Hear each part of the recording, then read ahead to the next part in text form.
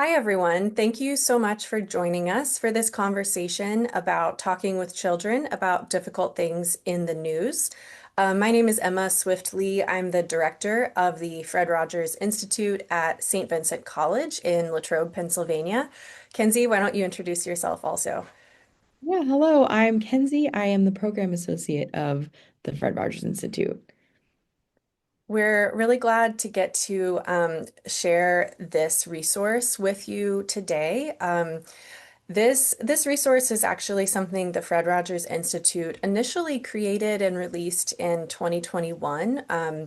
We were in the midst of the COVID pandemic and just a lot of things that were consistently happening and coming up in the news. And folks were reaching out to us quite a bit with hey, Fred Rogers spoke about this a lot. Fred Rogers was really, really intentional and consistent in talking very openly and clearly with children about difficult things that were coming up in the world, whether those were big events in the news or just the difficult things that happen in children's lives. And we were hearing a lot of just inquiry about what would what would Fred Rogers do and how would Fred Rogers address this if he were here today? And at the Fred Rogers Institute, we know and are very careful to always say that we don't know what Fred Rogers would say today. We can't know exactly how he would engage with or react to something at all. But what we do know is a lot about what Fred Rogers did and what he did say when he was with us, when he was making episodes of Mr. Rogers' Neighborhood and giving speeches and making public service announcements. And a lot of what our work at the Fred Rogers Institute is about is looking into the Fred Rogers archive, which we have here. We have about 22,000 items from Fred's life and work that help us understand the work he did and the way he did it and the way he thought about children and young people. And so today we have the opportunity to look at his work and think really carefully about what we can learn from the incredible career that he had of reaching children through, of course, through episodes of Mr. Rogers' Neighborhood, but in lots of other ways as well. This resource was written with children in mind. We don't have a particular age group that this is particularly intended for. What we know is that you, as the caring adults in a child's life, you are the expert on your children, whether they are children in your home or in your school or in your community. So we know that you will know what is appropriate for them, what are the kinds of conversations that feel right to have based on their age and their understanding.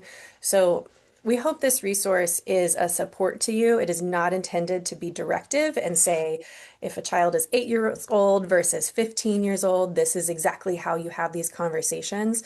But what we wanted to do with this is provide a background and some fundamental context of what it looks like to have these conversations so that you can hopefully just feel encouraged and supported as you go about this. During times of tragedy and difficulty in the news, we may think or even hope that children are unaware of what is happening. However, children are more aware than we know and are especially sensitive to the moods and conversations of adults around them. Here are some ideas and considerations for supporting children when the news in the world is difficult. The part that stands out to me and feels particularly right for me is that there are times that we really hope that our children aren't aware. I have a 4 and 6 year old at home, and there are things that come up in the world that I deeply hope they don't know about. And sometimes they might not, but the reality is a lot of the time they do. They hear about these things. Either, they might overhear conversations that I'm having, even if I don't think they are.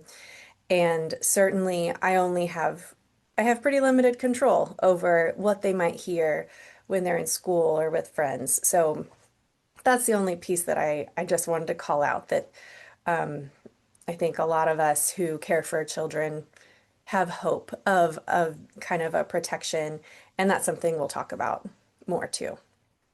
When the world feels uncertain and the news is scary, we can help children feel safe by letting children know we will always care for them and love them no matter what. Emma, can you speak about this idea a little bit more? The resource starts with this idea because this is so core and what's most important.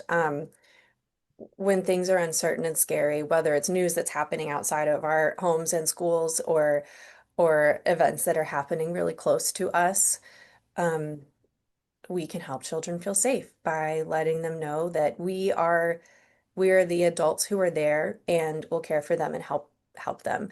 And of course, if any of you joining us are familiar with Fred Rogers much at all, you likely have heard his quote about looking for the helpers, which is what his mother said to him when he was very young, that when you see scary things in the news, you can look for the helpers, because when you look for the helpers, you will know that there is hope. And we see that quote shared all the time. And what's so important about that is that was Fred Rogers' mother saying to him as a young child that he should look for the helpers. And those helpers were the adults who were intervening and making things safe and better. And so for all of us as the adults, we are the helpers. And the very first thing that we can do is let children know that we will care for them and love them no matter what. Yeah, and especially having those conversations with children about, well, you as the parent or guardian or loved one, there's also other loved ones, like they're educators and they're doctors that also care about them too and can be helpers as well. So, Yeah. do your best to limit a child's exposure to upsetting images and commentary intended for adults. And know that it may not be possible to completely stop a child from hearing or seeing things that are not appropriate for them to witness. This reality makes it even more important for caring adults to take care to limit media intake and directly talk with children about the feelings and thoughts they might have about what they see and hear. This intended for adults, those words are what I think are really most essential about this point, is that the news that's coming out is intended for adults. And so anything that we can do in our homes, in our classrooms, to limit that kind of exposure to what's truly intended for adults and not intended for children is so important, because then we, as the people who care for these children, who know them, we can relay information. We can talk about that instead of commentary and news outlets that truly it's not intended for them. Um, and this takes an intentionality. It takes real effort to whether it's turn off our TV, the podcast we're listening to when children are in the room so that they don't have to overhear the stuff that's made for us and not for them. And making sure that on their devices and whatever they have access to, the protections are there so that they don't easily stumble into something. This is one of the most important things we can do, particularly now when social media is easily spreading and sharing upsetting images and really difficult things that are difficult for us as adults to take in and process, and are certainly not appropriate for younger people. Right. And of course, we could have a whole different conversation about the intricacies of, social media, but some of the news that is shared on social media can be fake as well. So it's really important to kind of step away and give it a second for people to decipher what is actually true versus what is false. When children bring up something frightening, it's helpful right away to ask them what they know about it. We often find that their fantasies are very different from the actual truth. What children probably need to hear most from us adults is that they can talk with us about anything and that we will do all we can to keep them safe in any scary time. So, what do you think about this quote, Emma? This is a public service announcement that Fred Rogers recorded and released after the September 11th attacks in 2001. Um, and what what he's sharing here is that when a child brings up something frightening, so you can imagine, let's put ourselves in the context here, which when Fred said this, is when a child brings up something frightening about airplanes hitting these buildings and the things that they saw, it's helpful right away to ask them what they know. Because if anyone, especially who's interacted with really young children, you know that, um, like Fred says, their fantasies about something can be very different from the actual truth. And so if a child comes to us with a question or a statement, "Hey, I saw this happen," or "I don't understand this, what happened here?" First of all, when we pause, we're giving ourselves a moment to to calm down because when something really horrifying is going on in the world, we have our own feelings already about it.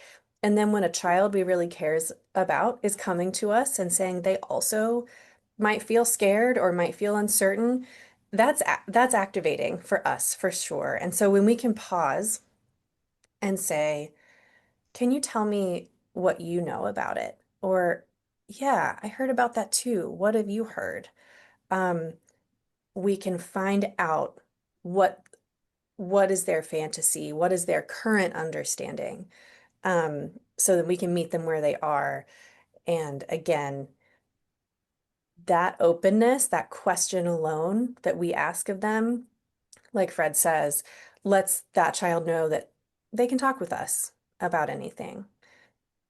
Proactively talk with children about major events you expect they will hear about in school, see online, or overhear in adult conversations.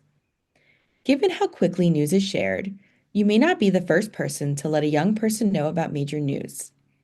Even still, you can share what you believe is important for the child to know and help them see that the difficult news is not something they have to know or wonder about alone. So, what Yeah. do you think about this, Emma? Yeah, so this idea of proactively talking with children about major events is an important one and an important one to kind of take apart and unpack a bit. If you think about something like 9/11, that was a major event that in time, certainly like within hours or within a day or two, everybody was talking about. And so that might have been the kind of event that this is pointing to, of proactively talking with children about something incredibly major that we really expect they're going to hear about in school or online or over here.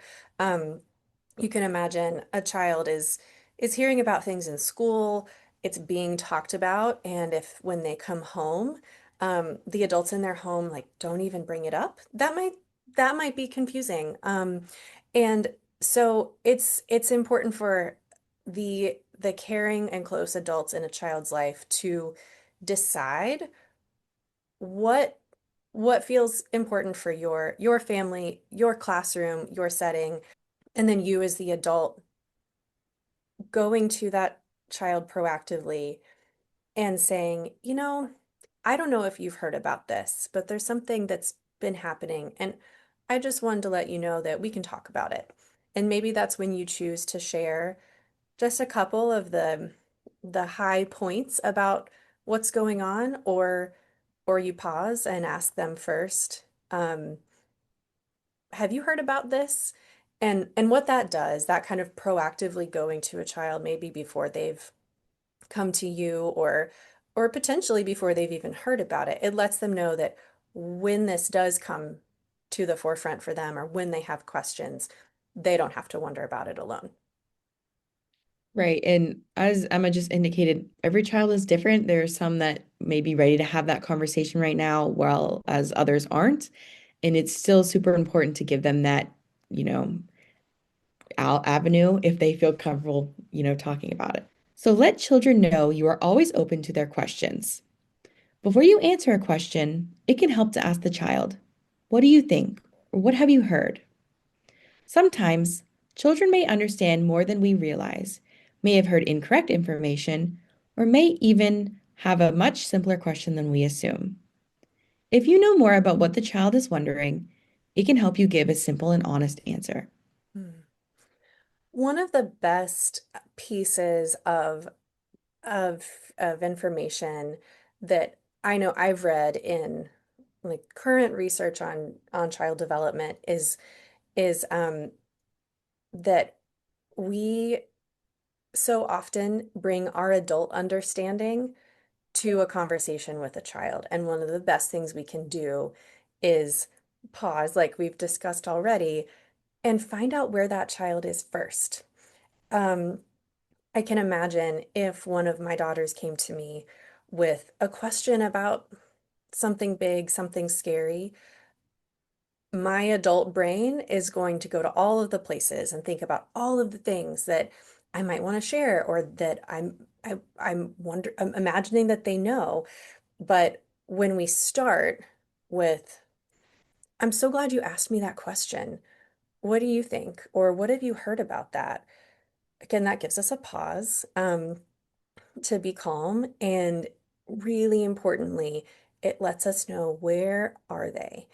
And we might find that their question is a really, really big, complicated one. But we also might find that it's a really simple question. And we can answer it very clearly and simply and address that concern in that moment. Whereas if we just jump in with our adult brains, and say all the things we're thinking, that could provide just so much overwhelm. So that's a gift, I think, for us as adults to remember. Find out where that young person is before you dive in. Um, it's okay if you don't know an answer to the child's question. You can let them know, I wonder about that too, and that you will share as you learn more. It can help to ask the child more about what they are feeling. Simply listening to the child's feelings around their uncertainty can help them feel safe. Hmm. Another gift for us as adults, right? That we do not have to have the answers. Often we don't. And we can say, I don't know. I'm really glad you asked me that question, and I just don't have an answer. I also wonder about that. And if I find out, I'll let you know. Or maybe it's something that you can look up together. Maybe it's something that you just don't feel ready to talk about. You can also say, I need some time to think about that. That's a really important question, and I want to think about it, and I'll get back to you.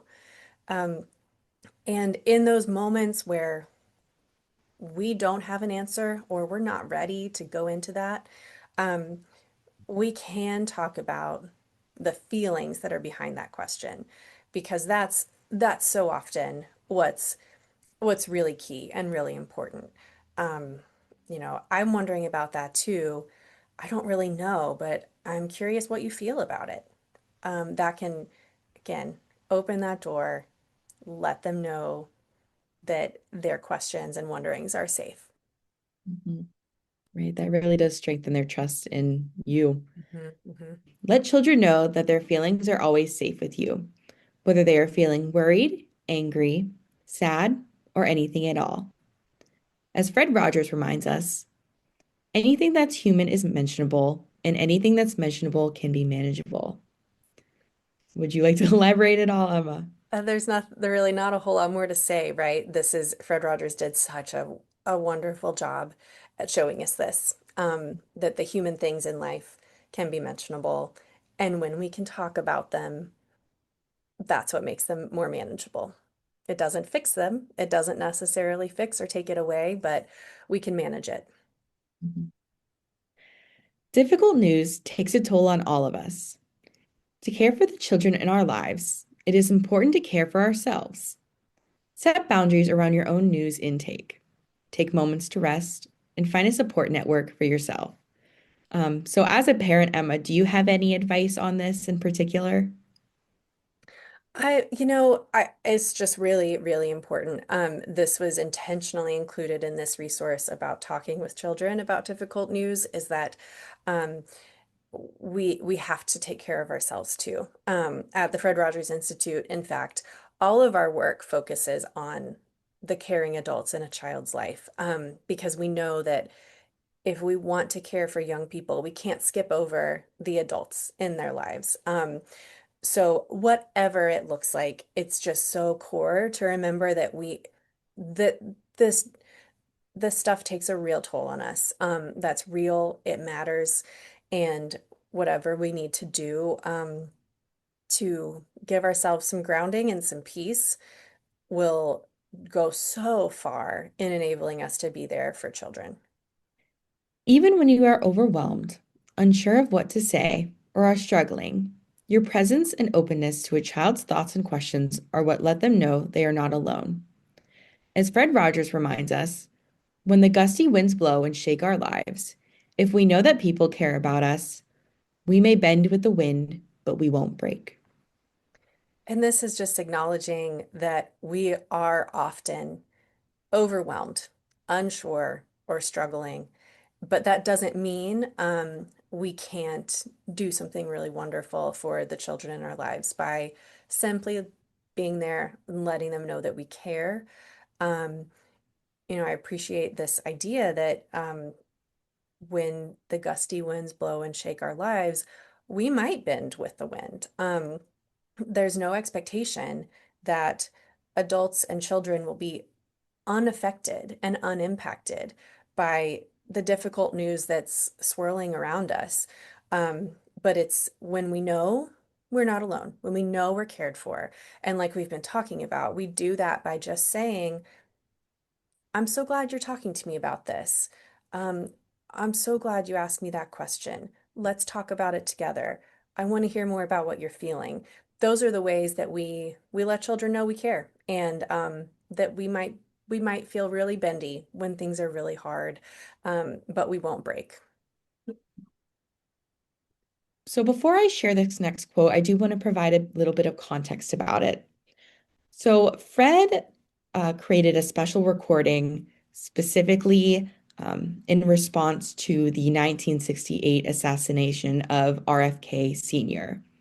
And in it, he said, I have been terribly concerned about the graphic display of violence which the mass media has been showing recently. And I plead for your protection and support of your young children. There is just so much that a very young child can take without it being overwhelming to him. I have been, very frankly, quite concerned about it. And that's one of the reasons that I wanted to talk with you today.